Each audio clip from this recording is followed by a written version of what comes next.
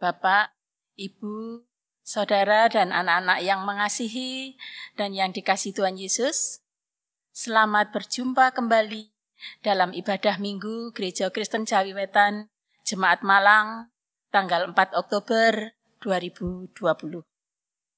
Salam sejahtera bagi kita semua. Jemaat yang dikasihi Tuhan.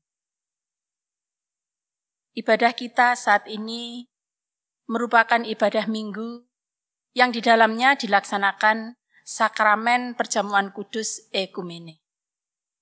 Dan kita menggunakan tata ibadah khusus yang telah disiapkan oleh Majelis Agung Gereja Kristen Jawi Wetan.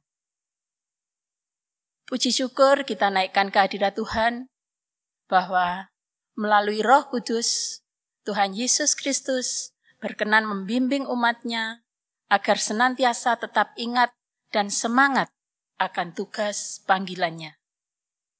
Di dalam mewujudkan tubuh Kristus yang satu, dan terus berusaha menghayati bahwa kita sebagai kesatuan umat Kristen di muka bumi, tetap mengimani bahwa gereja di seluruh dunia beralaskan pada satu Tuhan, satu Alkitab, dan satu baptisan. Jemaat milik Tuhan, ibadah kita akan dilayani oleh Bapak Pendeta Legal Hendriawan SAG. Marilah ibadah Minggu bersama dengan perjamuan kudus ekumene saat ini, kita mulai dengan memujikan Kidung Jemaat 454, bait yang pertama. Indahnya saat yang teduh.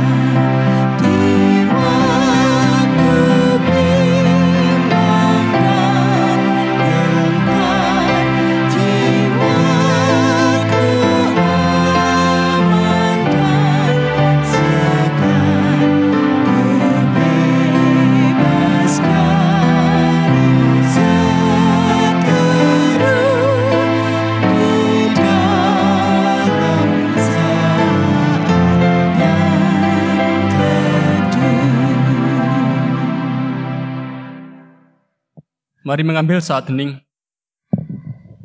Sadarilah dan rasakan kehadiran Allah dalam ibadah ini. Bersama kita mengaku, ibadah perjamuan kudus ekumene hari ini, kita lakukan di dalam nama Allah Bapa Pencipta langit dan bumi, yang tidak pernah meninggalkan pekerjaan tangannya dan yang kekal kasih-Nya. Anugerah dan damai sejahtera yang berasal Allah Bapa dan Tuhan Yesus Kristus ada bersama dengan saudara-saudara jemaat. Amin. Tema ibadah kita saat ini kita terima dari 1 Korintus pasal 4 ayat yang pertama dan ayat yang kedua, di mana kita diingatkan bahwa hari ini kita memasuki bulan ekumene. Oleh karena dengarkanlah apa yang menjadi sabda Tuhan untuk kita semua. Tuliskan kepada kita. Demikianlah hendaknya orang memandang kami sebagai hamba-hamba Kristus yang kepadanya dipercayakan rahasia Allah. Yang akhirnya dituntut dari pelayan-pelayan yang demikian ialah bahwa mereka ternyata bisa dipercaya. Amin. Hitung Jemaat 249, bait 1 dan 2.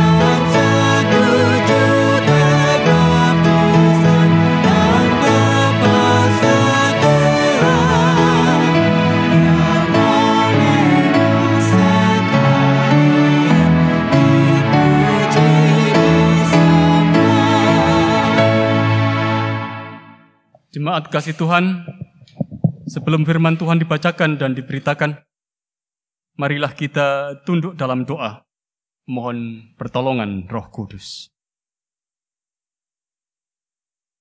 Bapa yang baik, Bapa yang bertahta dalam kemuliaan-Nya di sorga, kami senantiasa menghormati Engkau dan juga menghormati firman-Mu. Biarlah ibadah ini menjadi sebuah ibadah yang menunjukkan bahwa kami menghormati Engkau dan firman-Mu. Biarlah melalui firman-Mu yang dibacakan, firman-Mu yang direnungkan, kami memberi tempat terbaik untuk firman itu ada dalam kehidupan kami. Ya Allah Roh Kudus, mampukanlah kami untuk mendengar, menyimpan, dan menaati firman-Mu itu dalam kehidupan keseharian kami. Supaya dengan demikian, ya Allah, nama-Mu akan dimuliakan dalam hidup kami. Di dalam nama Tuhan Yesus, kami berdoa. Amin.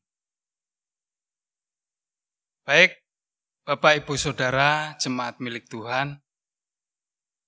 Firman Tuhan yang akan kita baca dan kita gumuli bersama diambil dari Matius 21 ayat 33 sampai 46. Yang demikian bunyinya. Perumpamaan tentang penggarap-penggarap kebun anggur. Dengarkanlah suatu perumpamaan yang lain. Adalah seorang tuan tanah membuka kebun anggur dan menanam pagar sekelilingnya. Ia menggali lubang tempat memeras anggur dan mendirikan menara jaga di dalam kebun itu. Kemudian ia menyewakan kebun itu kepada penggarap-penggarap, lalu berangkat ke negeri lain.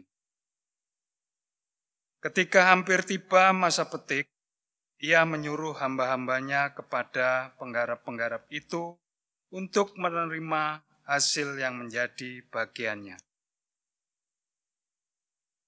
Tetapi penggarap-penggarap itu menangkap hamba-hambanya itu. Mereka memukul yang seorang, membunuh yang lain, dan melempari yang lain pula dengan batu. Kemudian tuan itu menyuruh pula hamba-hamba yang lain, lebih banyak daripada yang semula.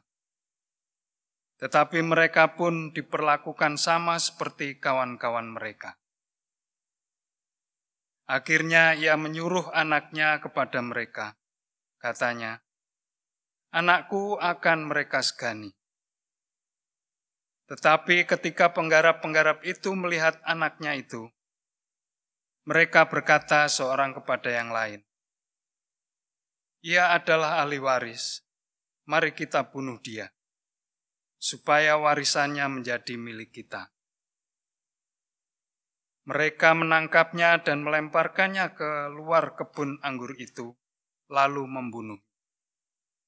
Maka apabila tuan kebun anggur itu datang, apakah yang akan dilakukannya dengan penggarap-penggarap itu?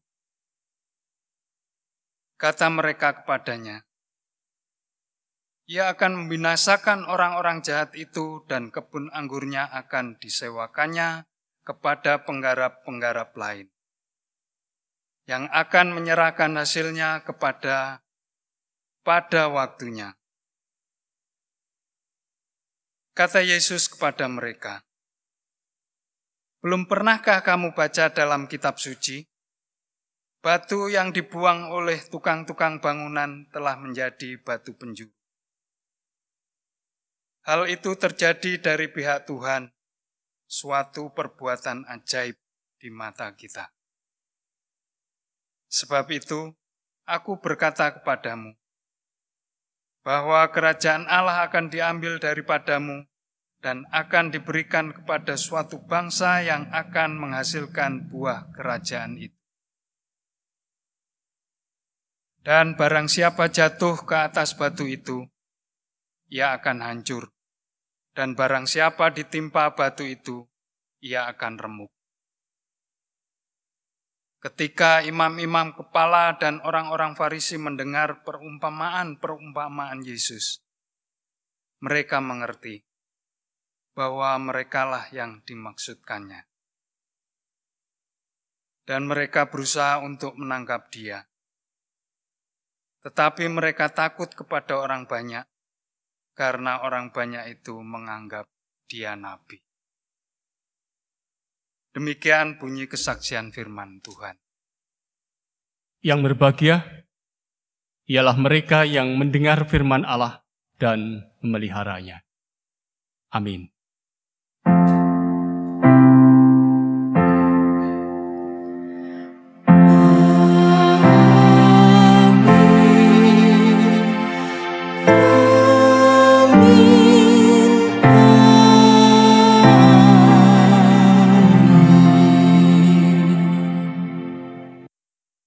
Jemaat yang dikasihi dan yang mengasihi Tuhan.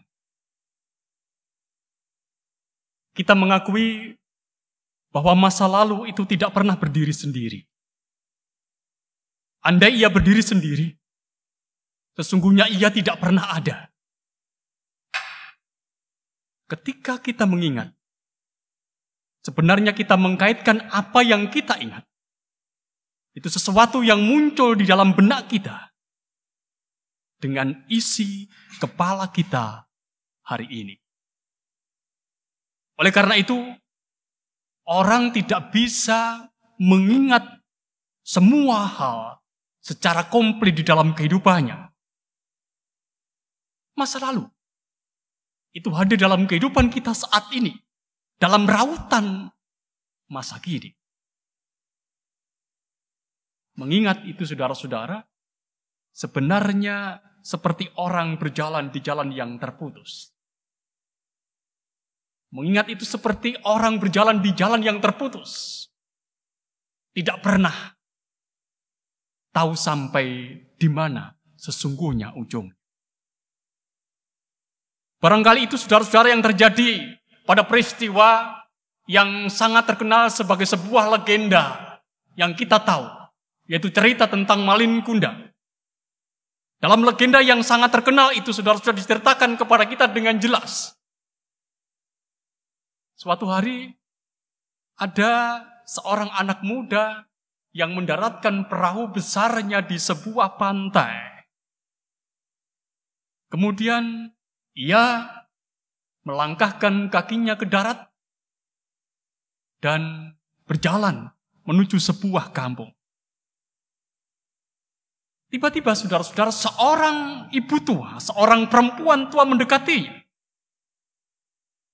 Perempuan itu berlari mendekatinya dan kemudian mendekatnya, memeluknya dan berkata, "Anakku Malin, anakku Malin." Demikian yang diungkapkan. Apa yang terjadi selanjutnya, saudara-saudara? Laki-laki muda itu menolak.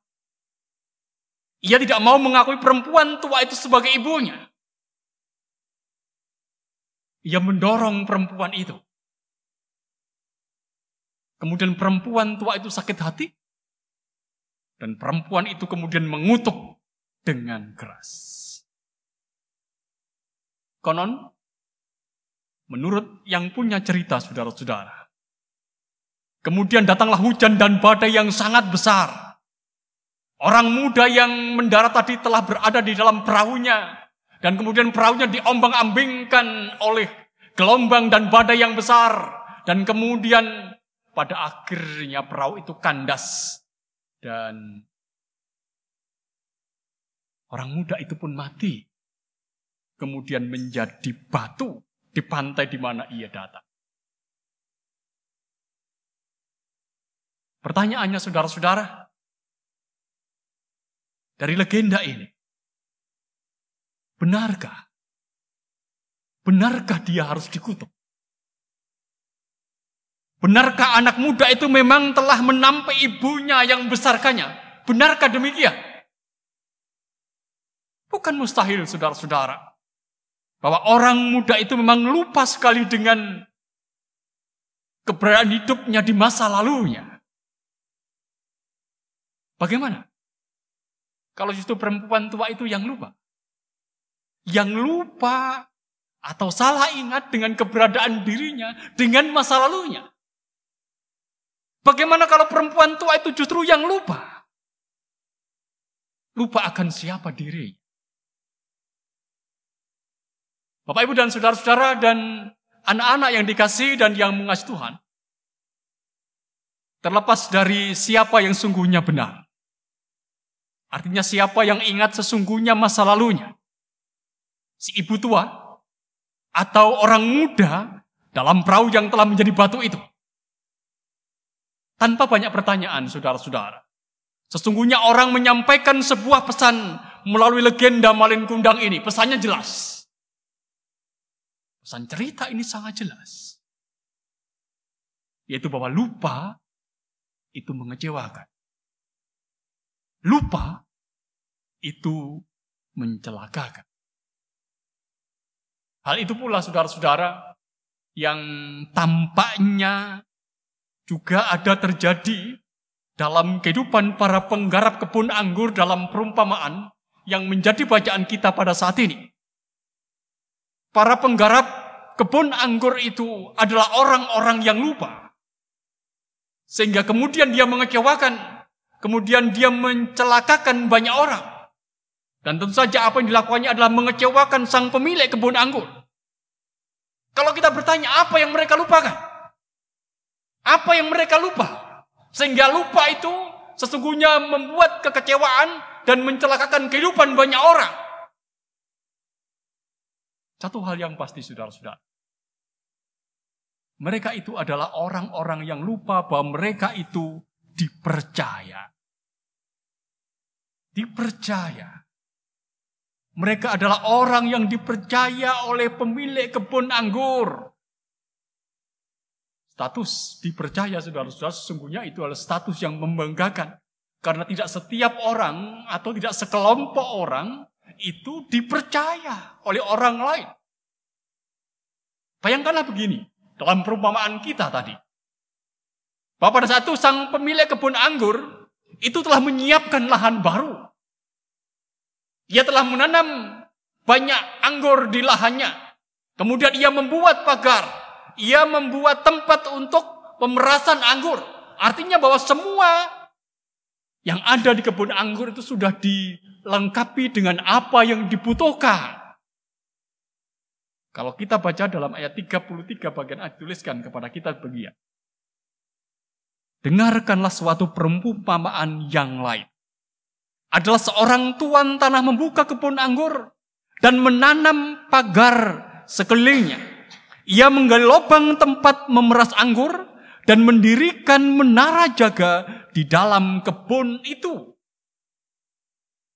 Apa yang dibutuhkan untuk kebun anggur itu sudah dilengkapi oleh sang pemilik. Tempat jaga sudah, memeras anggur sudah. Itu yang diberikan. Setelah semuanya selesai sempurna, saudara-saudara, kemudian ia mencari penggarap-penggarap kebun anggur, dan kemudian ia menunjuk penggarap-penggarap kebun anggur itu, berdasarkan pilihannya sendiri, kemudian dia pergi. Dia pergi meninggalkan kebun anggur itu, karena dia telah mempercayakan kebun anggurnya itu kepada para penggarapnya. Seharusnya dalam kehidupan yang ideal, para penggarap sebagai orang yang dipercaya oleh pemilik kebun anggur itu seharusnya sungguh-sungguh bekerja untuk sang pemilik. Orientasi hidup sebagai penggarap itu adalah untuk pemilik kebun anggur karena mereka itu dipercaya oleh pemilik kebun anggur. Karena sesungguhnya sang pemilik kebun anggur itu juga menantikan hasil dari kebun anggur yang sudah dibuatnya itu. Oleh karena itu, saudara-saudara, ketika para penggarap itu justru memikirkan dirinya sendiri, orientasi hasil itu hanya untuk dirinya sendiri, bukan untuk sang pemilik kebun anggur, maka sungguhnya di sini nyata dan jelas terjadilah pengkhianatan atas apa yang dilakukan di dalam kehidupan mereka. Pasti apa yang dilakukan itu mengecewakan sang pemilik kebun anggur. Kekecewaan ini saudara-saudara yang pada akhirnya akan mendatangkan celaka atas mereka. Ayat 41 yang bagian dari dialog dikatakan kepada kita, kata mereka kepadanya, ia akan binasakan orang-orang jahat itu dan kebun anggurnya akan disewakan kepada penggarap-penggarap lain yang akan menyerahkan hasilnya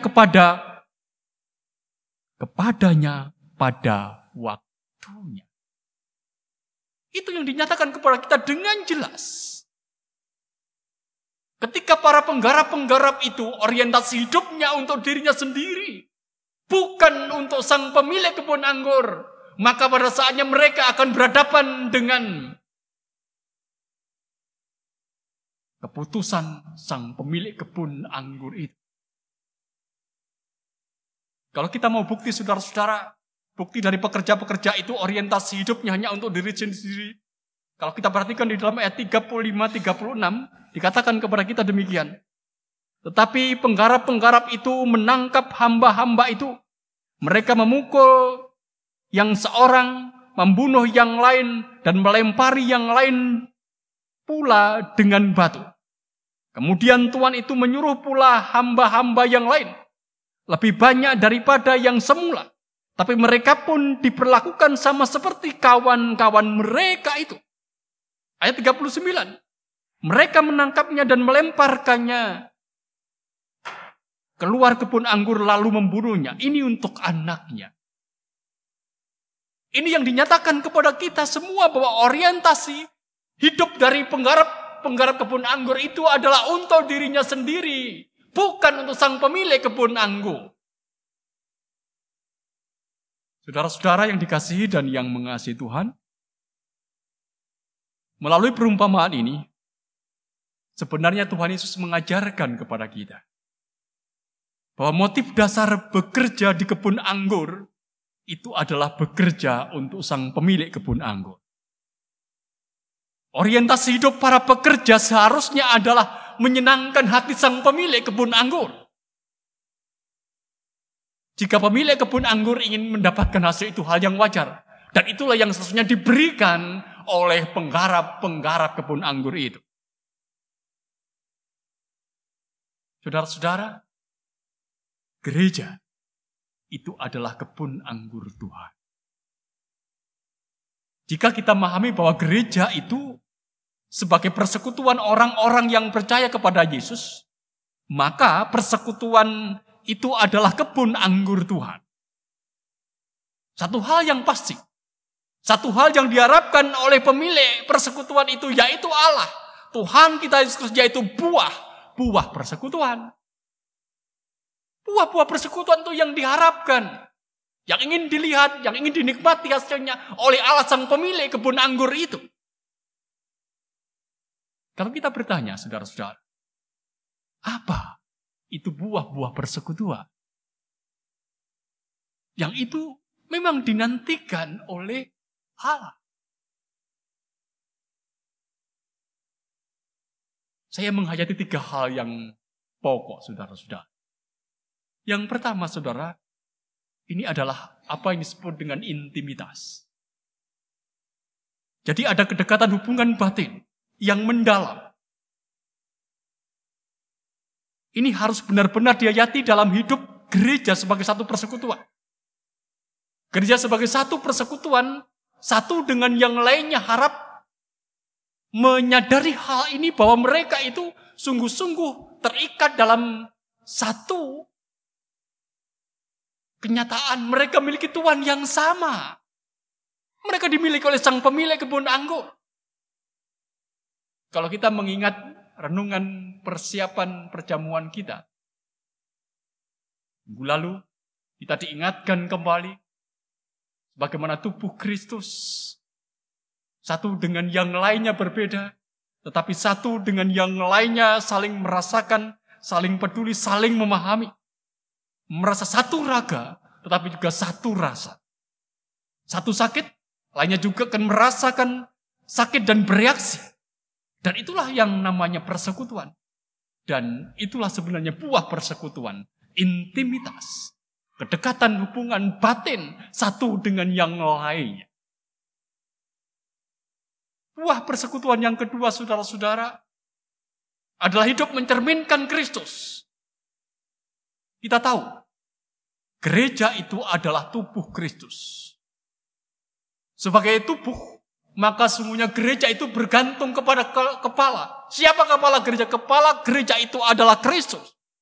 Oleh karena itu gereja harus merefleksikan Kristus di dalam kehidupannya.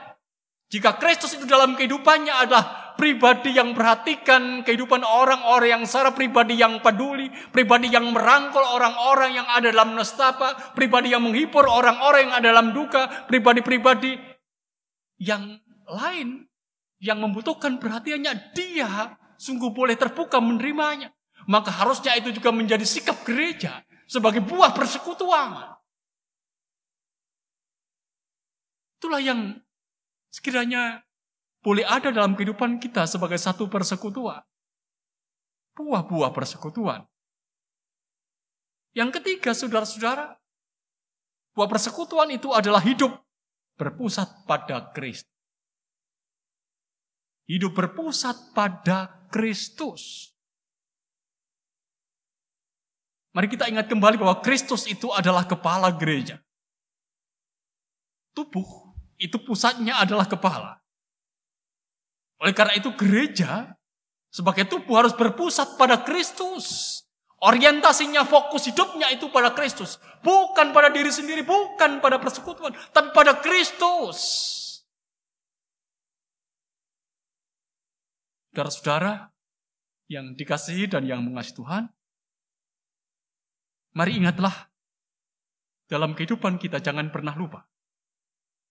Kita ini adalah para penggarap kebun anggur Tuhan. Kita yakini bahwa kita inilah orang-orang yang dipercaya untuk mengelola kebun anggur Tuhan. Mari kerjakan tugas dan tanggung jawab itu dengan penuh sukacita dan gembiraan. Jangan kecewakan Tuhan. Jangan dukakan Tuhan. Seperti yang dilakukan oleh orang-orang Yahudi, oleh tua-tua Yahudi, oleh pemimpin Yahudi. Yang notabene mereka adalah para penggarap kebun anggur, tapi mereka sungguh-sungguh tidak bertanggung jawab terhadap tugas yang diberikan kepada mereka.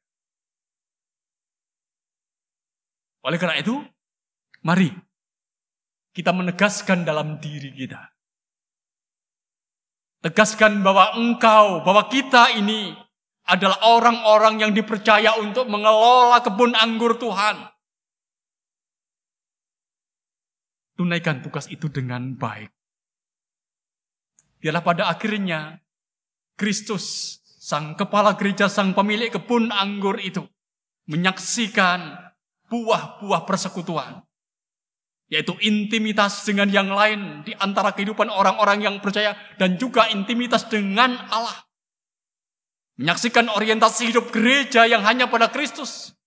Menyaksikan dan mengalami bahwa hidup gereja itu merefleksikan Kristus. Mari sekali tegaskan dalam diri kita. Jangan biarkan diri kita lupa bahwa kita ini dipercaya. Malin kundang lupa membawa bencana atas hidupnya. Pemimpin Yahudi lupa. Tua-tua Yahudi lupa. Dan itu mengecewakan Allah. Mari semangati hidup kita. Semangat hidup persekutuan kita. Dengan semangat bahwa kita dipercaya untuk mengelola kebun anggur Tuhan.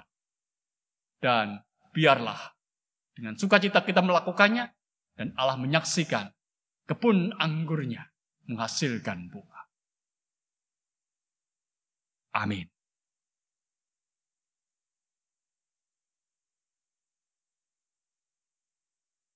Kita mengambil saat teduh.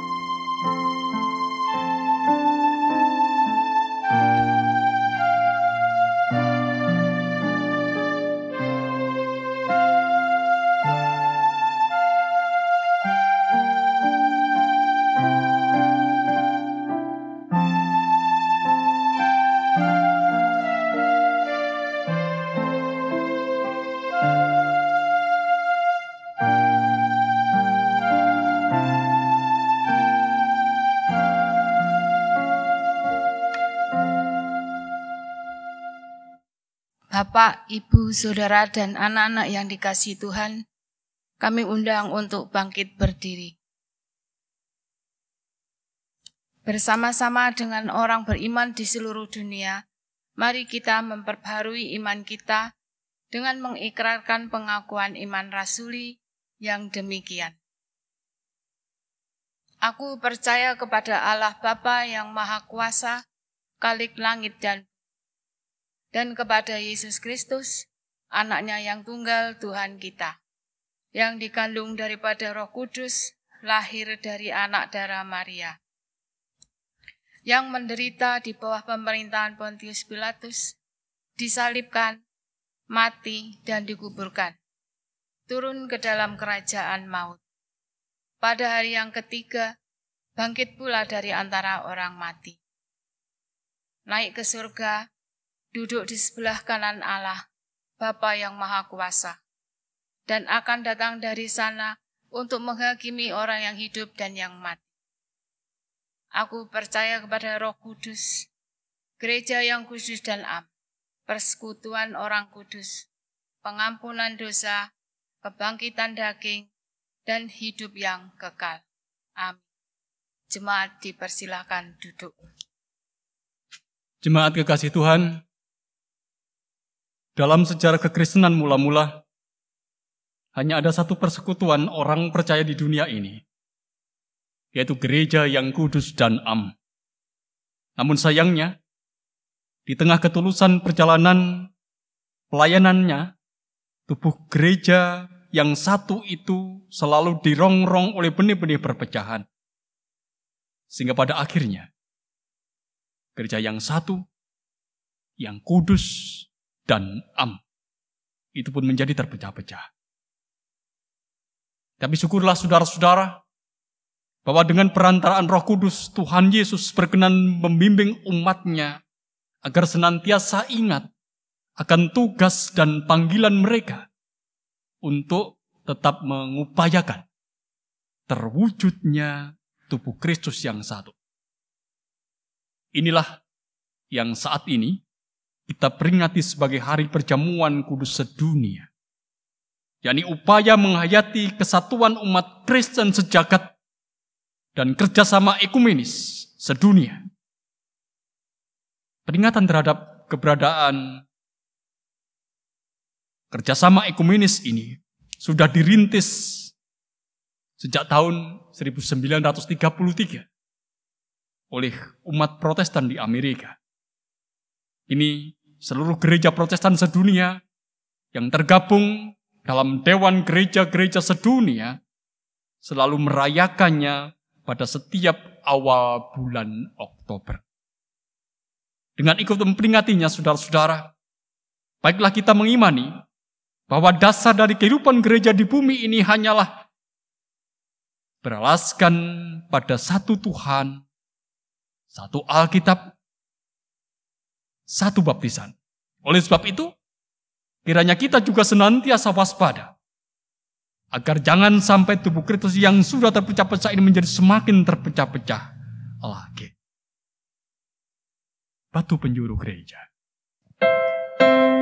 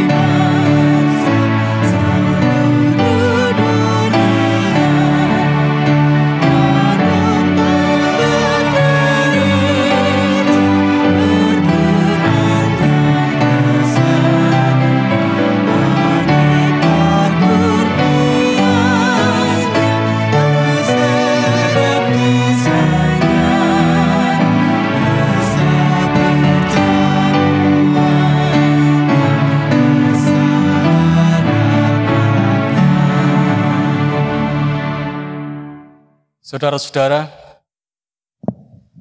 saat ini marilah kita datang menghampiri meja perjamuan untuk menerima anugerah Allah yang telah dinyatakan kepada kita melalui perjamuan kudus ekumene.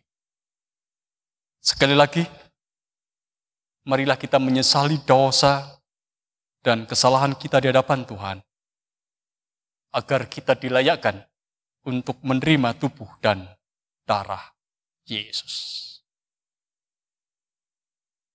Tercurah darah Tuhanku.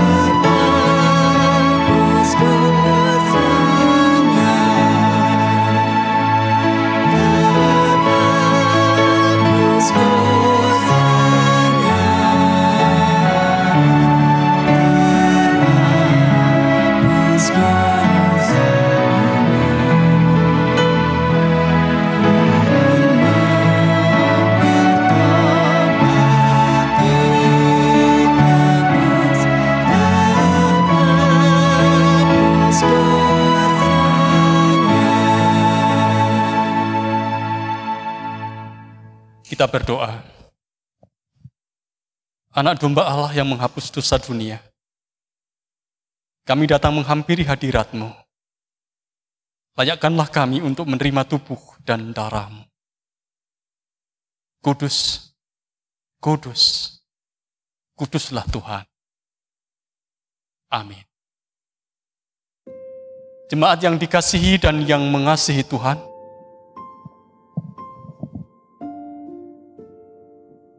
telah tersedia di hadapan kita roti dan anggur,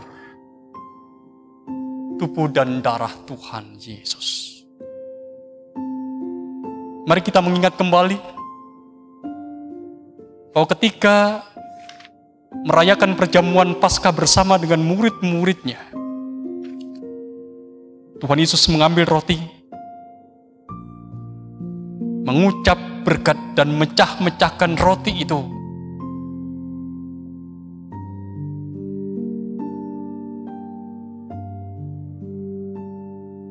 Dan dia bersabda kepada murid-muridnya, inilah tubuhku yang dipecah-pecahkan bagi kamu demi pengampunan dosamu. Perbuatlah ini menjadi peringatan akan kematianku, kebangkitanku, dan pengharapan akan kedatanganku. Terimalah.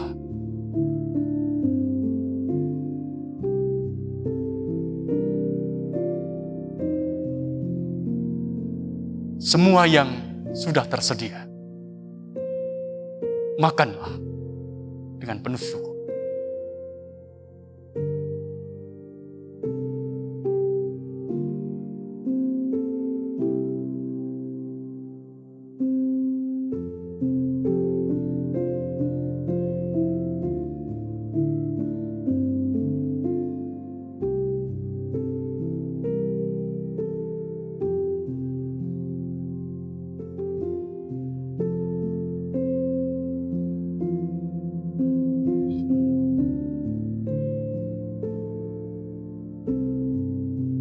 Kemudian Tuhan Yesus dalam perjamuan itu mengambil cawan dan kemudian akan menuangkan anggur ke dalam cawan.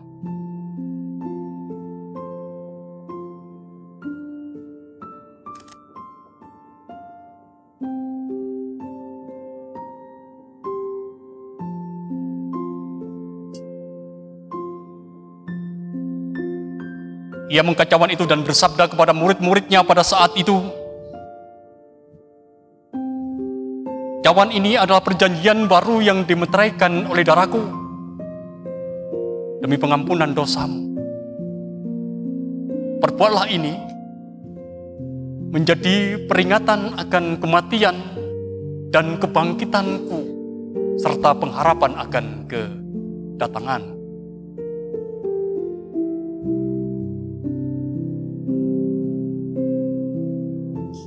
Apa yang sudah tersedia, minumlah.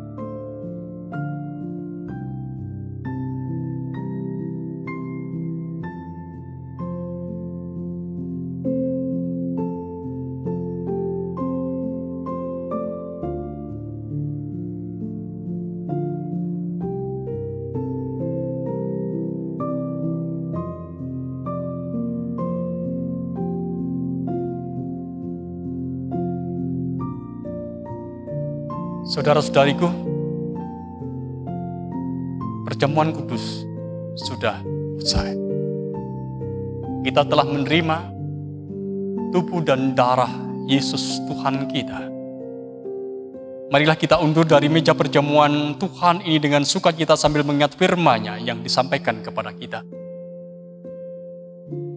Aku hidup, tetapi bukan lagi aku sendiri yang hidup, melainkan Kristus yang hidup di dalam aku.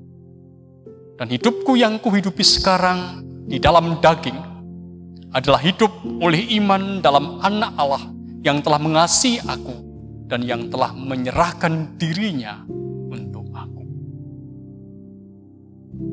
Galatia pasal 2 ayat 20. Bersama-sama kita undur dari meja perjamuan.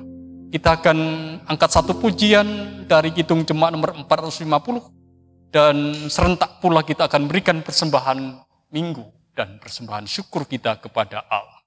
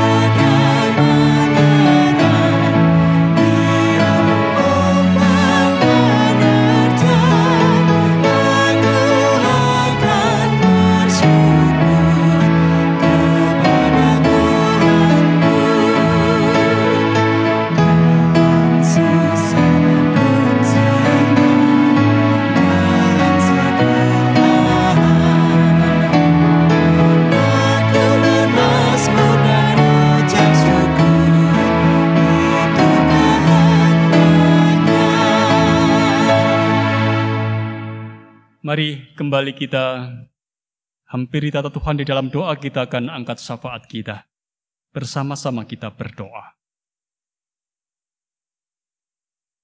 Bapa yang di sorga, pada saat ini kami anak-anak-Mu kembali menghampiri tatamu mengucapkan syukur untuk penyertaan, pimpinan, dan pendampingan Tuhan atas kami. Engkau adalah Allah yang telah memberikan kesempatan bagi kami untuk menikmati perjumpaan kami dengan Engkau dan dengan saudara-saudara kami yang lain dalam Kristus Yesus sebagai satu persekutuan. Biarkanlah apa yang boleh kami nikmati akan semakin mendorong kami untuk menghayati bahwa kami ini adalah anak-anak-Mu yang sungguh-sungguh Engkau persekutukan melalui gereja Tuhan. Terima kasih Tuhan, Engkau telah memberikan kesempatan bagi kami untuk sungguh-sungguh menghayati akan kehadiran-Mu di dalam kehidupan kami sebagai satu persekutuan. Walaupun kami menyadari Bapa, kami masih beribadah di tempat kami masing-masing, di dalam keluarga masing-masing. Tapi inilah kenyataan yang harus kami hadapi di dalam kehidupan ini, supaya kami tetap percaya bahwa dalam persekutuan yang kecil ini pun Engkau hadir di tengah-tengah kami, menjaga dan melindungi kami. Perkenankan kami anak-anak-Mu pada saat ini juga mengucapkan syukur kepada Engkau, karena Engkau telah menyampaikan kepada kami apa yang menjadi kata hati-Mu melalui pelayanan firman-Mu. Apa yang boleh kami terima, biarkanlah kami lakukan di dalam kehidupan keseharian kami, mengingatkan kepada kami semua bahwa kami ini adalah pribadi-pribadi yang Kau percaya untuk mengelola kebun anggur-Mu. Mampukan kami, ya Allah, untuk bekerja lebih baik dan lebih baik hari demi hari, dan mampukan kami untuk terus mengingat bahwa dengan kepercayaan yang Engkau berikan itu, kami akan belajar untuk menghasilkan buah di dalam kehidupan kami, dan tidak menghalang-halangi hasil buah persekutuan yang ada dalam kehidupan kami. Bapa di sorga, Engkau yang akan mampukan kami, supaya kami anak-anak-Mu dalam semangat persekutuan akan tetap boleh menjaga orientasi hidup kami hanya tertuju kepada Engkau. Kami boleh menjaga bahwa intimitas kami dengan Engkau dan dengan saudara-saudara kami terjaga, dan menjaga hati kami dan hidup kami hanya tertuju kepada Engkau sebagai sang pemilik kebun anggur. Terima kasih Tuhan untuk firman-Mu. Jangan jadikan kami hanya menjadi pendengar dan pewarta, tapi jadikanlah kami pelaku atas firman-Mu itu. Terima kasih Tuhan kalau pada pagi hari ini Engkau juga telah memberikan kesempatan kepada kami, anak-anak-Mu yang dewasa, untuk menerima perjamuan kudus dari Engkau. Kami menghayati bahwa Engkau adalah sang kepala gereja, supaya kami anak-anak-Mu mengakui bahwa kami ini Engkau satukan dalam satu tubuh, gereja Tuhan yang esa. Mampukan kami untuk terus percaya bahwa kami mendapatkan panggilan dari Engkau untuk hidup dalam satu kesatuan sebagai gereja Tuhan, sehingga semangat ekumene itu akan menjadi nyata dalam kehidupan di dunia ini, di mana Engkau menempatkan kami. Terima kasih Tuhan, melalui tubuh dan darah Tuhan yang boleh kami terima. Kami akan terus tersemangati untuk menciptakan kehidupan yang sungguh-sungguh merefleksikan kehidupan Kristus yang mengasihi kami.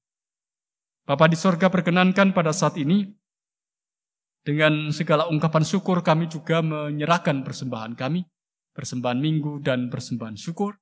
Apa yang kami berikan kepada Engkau sesungguhnya tak sebanding dengan berkat-Mu yang begitu besar atas kami. Tapi inilah kami anak-anak-Mu yang dalam keterbatasan diri kami belajar untuk memberikan kembali kepada Engkau. Engkau yang akan gunakan, Engkau yang akan pakai apa yang dikumpulkan untuk kemuliaan nama-Mu melalui kehidupan pelayanan yang ada. Dan berkatilah setiap pribadi yang telah belajar memberikan persembahan kepada Engkau, supaya hidupnya boleh Engkau cukupkan, dan setiap orang akan boleh mengakui bahwa berkat Tuhan cukup, bahkan melimpah. Perkenankan pula kami berdoa pada saat ini untuk kehidupan saudara-saudara kami yang ada dalam pergumulan. Mohon Tuhan menyembuhkan saudara kami yang sakit dan menjaganya. Tuhan yang menghibur saudara kami yang ada dalam kedukaan, dalam kenstabaan. Tuhan menopang saudara kami yang ada dalam kelemahan, baik secara fisik maupun juga kejiwaan. Tuhan yang juga akan meneguhkan mereka yang terguncang dalam kehidupan imannya dengan berbagai macam persoalan yang mendera. Tuhan yang bebaskan saudara kami yang dibelenggu oleh kuasa-kuasa kegelapan atau kuasa-kuasa dunia, supaya hanya kuasa Tuhan yang memungkinkan setiap orang pada akhirnya keluar dari pergumulan imannya dan menjadi semakin dewasa di dalam hidupnya untuk hidup dalam kebergantungan kepada Tuhan dan percaya bahwa Engkau memiliki rencana terbaik atas hidupnya, bahkan melalui pergumulan itu. Berdoa pula untuk gereja Tuhan, di KJW Jemaat Malang secara khusus. Engkau yang akan menyertai dan menaungi seluruh warga jemaat Tuhan di gereja Tuhan di tempat ini. Engkau akan terus memberikan roh cinta kasih, roh ketabahan, kekuatan, dan kemampuan untuk menghayati bahwa kami sesungguhnya adalah gereja yang satu. Kami adalah warga jemaat yang hidup dalam satu kesatuan, yang mendorong kami untuk boleh saling peduli, saling perhatikan satu dengan yang lain, sehingga kami pun juga boleh mewujudkan dalam hidup kami buah-buah persekutuan itu. Bapa di sorga, berkatilah setiap pekerjaan umat-Mu, apapun juga yang dikerjakan dan dilakukannya, supaya melalui setiap pekerjaan yang dilakukannya, bahkan dirintisnya, maka setiap orang akan boleh menerima berkat Tuhan. Berdoa pula untuk kehidupan pelayanan yang ada di jemaat Tuhan di tempat ini. Mampukan kami semua perangkat kerja-Mu, penatua, diaken, pada bantu yang ada dalamnya, pegawai kantor, dan semua yang turut terlibat ambil bagian dalam pelayanan di jemaat Tuhan, Tuhan yang memberkatinya. Biarkanlah kami boleh saling menopang satu dengan yang lain, menguatkan satu dengan yang lain, dan mungkinkan gereja Tuhan akan tetap boleh bertumbuh dan menjadi berkat bagi yang lain. Anak-anak dan pemuda-pemudi-Mu, kami berikan juga kepada Engkau supaya Engkau memberkatinya. Engkau yang akan memberikan semangat kepada mereka untuk meraih yang terbaik atas hidupnya dalam proses studinya, ataupun juga dalam pekerjaannya. Supaya anak-anak Tuhan akan tetap boleh menjadi berkat bagi yang lain dalam segala keterbatasannya. Lebih dari itu, Tuhan yang akan mengarahkan hidupnya tertuju kepada Allah dan tidak diombang-ambingkan oleh zaman yang sesungguhnya kalau tidak disadari itu akan membelenggu kehidupan mereka. Kami mohon berkat Tuhan atas mereka, jagailah mereka. Hidupilah mereka ya Allah dengan kuasa cinta kasih kekal. Berdoa pula pada saat untuk kehidupan bangsa dan negara kami yang ada dalam berbagai macam persoalan dan pergumulan. Tuhan yang menjaga negeri ini supaya negeri ini tetap boleh merasakan damai sejahtera Tuhan.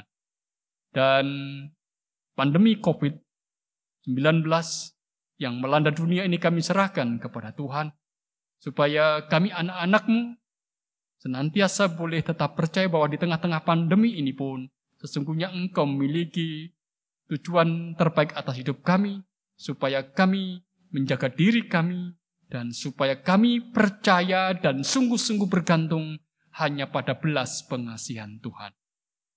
Tuhan yang akan senantiasa menjaga hidup kami, menjaga umat milik Tuhan, menjaga dunia dari segala kerusakan karena kuasa Tuhan yang begitu besar atas dunia ini. Kami percaya, pasti badai ini akan berlalu. COVID ini juga pasti akan berlalu. Dan kami percaya akan pengharapan yang ada dalam Kristus Tuhan kami. Bapa di sorga, kami sungguhnya mengungkapkan doa ini dalam segala keterbatasan. Tapi kami percaya Engkau mendengarnya. Biarkanlah kami mengungkapkan dan mengakhiri doa ini sebagaimana Tuhan Yesus yang telah mengajarkan kepada kami berdoa. Bapa kami yang di sorga, dikuduskanlah nama-Mu, datanglah kerajaan-Mu, jadilah kehendak-Mu di bumi seperti di sorga. Berikanlah kami pada hari ini makanan kami yang secukupnya, dan ampunilah kami akan kesalahan kami, seperti kami juga mengampuni orang yang bersalah kepada kami. Dan janganlah membawa kami ke dalam pencobaan, tetapi lepaskanlah kami daripada yang jahat, karena Engkau-lah yang empunya kerajaan dan kuasa dan kemuliaan sampai selama-lamanya. Amin. Jemaat yang dikasihi dan yang mengasihi Tuhan, sekarang pergilah dalam damai sejahtera Tuhan. Saling layanilah antara satu dengan yang lain dalam kasih. Hiduplah dalam perdamaian dan cinta dengan semua orang. Yakini Tuhan menopang dan menguatkan kita. Hitung jemaat 427, bait yang pertama.